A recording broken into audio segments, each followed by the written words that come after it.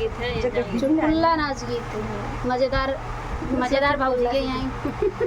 मज़ेदार यानी चुटकुला नाच गीत कैसे लगेगा कमेंट बॉक्स में बताइएगा और चैनल को सपोर्ट करिएगा चुटकुला नाच गीत को। हम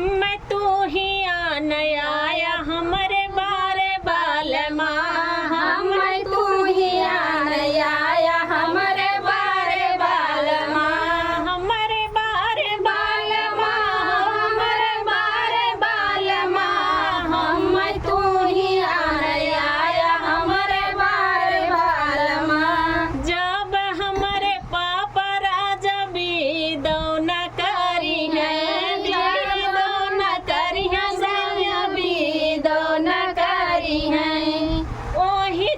छक्कल मचाया हमारे बारे बाल माँ वही छक्कल मचाया हमारे बारे बाल माँ हम तू ही आया हमारे बारे बाल माँ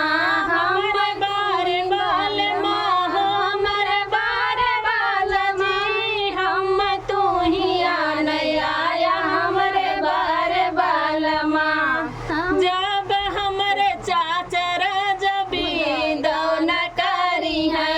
जब दौन करी है राजा भी दौन करी है वही लोट पोट लागे हमारे बारे बाल माँ वही लोट पोट लागे हमारे बारे बाल माँ हम तू ही आया हमारे बारे बाल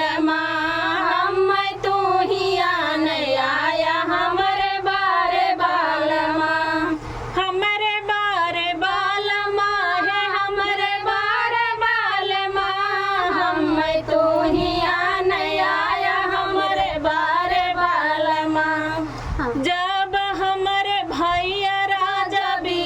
दौना करी है भी दौना करी है राजा भी दौना करी है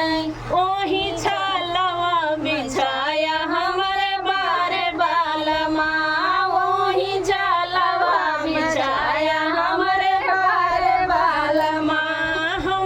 तू ही आया हमारे बारे बाल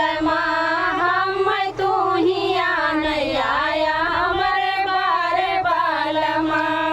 तो फ्रेंड था चुटकुला नाच गीत कैसे लगा कमेंट बॉक्स में बताइएगा। फिर मिलती किसी नए गाने से तब तक के लिए बाय बाय।